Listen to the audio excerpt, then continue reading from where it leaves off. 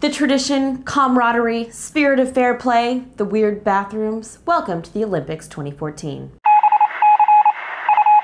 It's that time again, the Winter Olympics. Whether you're a fan of figure skating, skiing, bobsled, hockey, or just the pomp and circumstance of this ancient tradition, there's a little something for everyone at the Winter Olympic Games in Sochi, and we do mean everyone. In a Google Hangout, the US State Department issued a number of travel advisories for people traveling to the Olympic Games. Just to use common sense, and that applies for security, it applies for crime. Sochi is a big city. You have the potential for crime there, just as you would have in any large city around the world. But buried in those standard travel advisories was the following. Federal law in Russia permits the monitoring, retention, and analysis of any info that goes through their communications networks, including internet, email, phone, and faxes. So it might be safe to keep all those sensitive faxes to yourself while enjoying the sights, sounds, and scenery of Sochi. Увидимся в Сочи. Так что увидимся у нас в Сочи.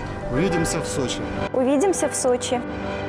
In a test using new laptops and phones tied to dummy accounts, NBC News and Kaspersky Labs, a security firm, found that devices were prompted to download malware almost immediately after connecting to Russian networks. Malicious software hijacked our phone before we even finished our coffee, stealing my information and giving hackers the option to tap and record my phone calls. But for the majority of us enjoying the games from home, you can see them, of course, on live TV, on streaming apps if you have an account with a cable provider, or some of the stuff on YouTube at Sochi 2014. But for an unfiltered look at what's happening on the ground, like some of those stories you've been seeing about the bathrooms, some real, some fake, you'll have to turn to social media. The problem, though, in tracking such a large event on social media is the huge amount of data. Millions and millions of mentions per week across Facebook, Twitter, YouTube, or on some of the more regionally popular sites like VK.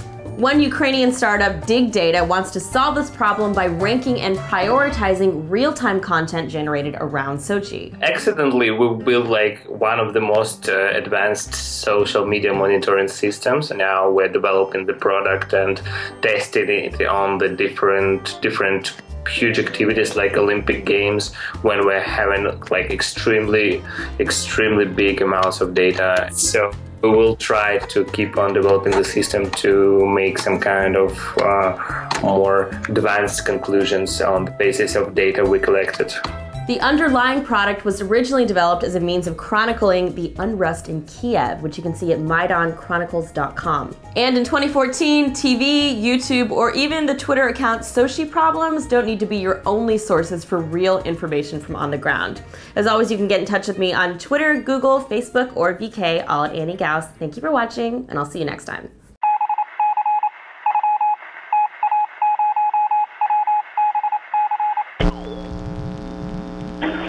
Oh my God!